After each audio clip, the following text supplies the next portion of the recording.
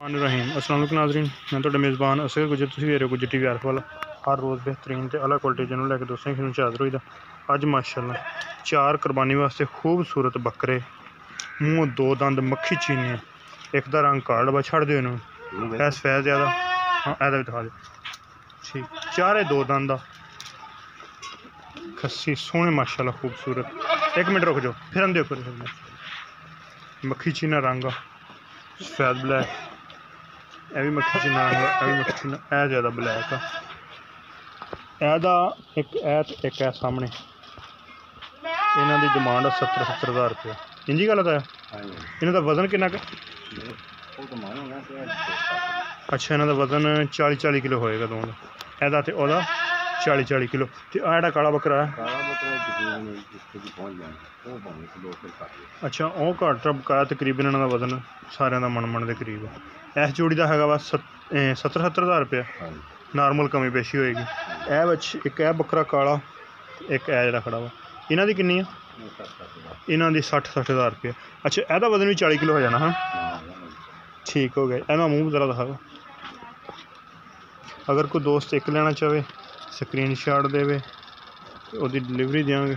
है 2 दंद दोस्त छड़ दे सोना माशाल्लाह, कोई कानू टुक नहीं, एक कोई बिल्कुल क्लियर बेदाग, किसी हर चीज़ की होगी गारंटी।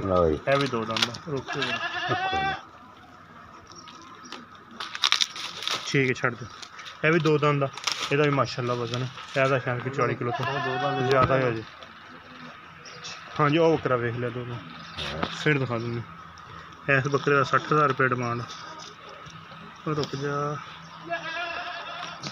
रुके कुछ पटे तरह नहीं दिसे नहीं दिसे। अच्छा तरला मारी जाता गां ठीक है छड़ दो। 2 दंद वजन यदा भी माशाल्लाह ठीक ठाक मोटा है।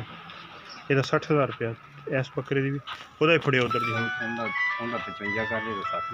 अच्छा एदा 65 हज़ार रुपया, वह 55 हज़ार ठीक हो गया। एदा 55 हज़ार रुपया नहीं, एदा 60 हज़ार 65 हज़ार रुपया काले का, एदा 55 हज़ार रुपया ठीक हो गया माशाल्लाह। एदा वजन सारे माशाल्लाह ठीक है। अगर कोई कुरबानी के नज़दीक ले जाना चाहे साढ़े नाल सही बयाना कर लवे, जिन्हें दिन इतने खड़े रहेंगे पैसे सानू भेज देवे, जो कहेंगे कुरबानी उधर डिलीवर कर देंगे। चारे बकरे डिटेल एक बार फिर दसदा जावां, वजन तकरीबन सारे का 40 किलो के करीब। यह बकरा एक शायद कोई घट हो, रेट भी 55 हज़ार रुपया। इस बकरे का 70 हज़ार रुपया। यह बकरा काले रंग का, मूँह 2 दंद, यदि 65 हज़ार रुपया डिमांड। यह बकरा कुछ थोड़ा घट होएगा, यदि 55 हज़ार रुपया डिमांड। मूँह सारे 2 दंद खस्सी है। अगर किसी भी दोस्त को पसंद आए रबता करना। लोकेशन साड़ी तहसील आरवाला, जिला पाकपुर शरीफ। रबता नंबर 0300 567 2355, यही व्हाट्सअप कॉल नंबर।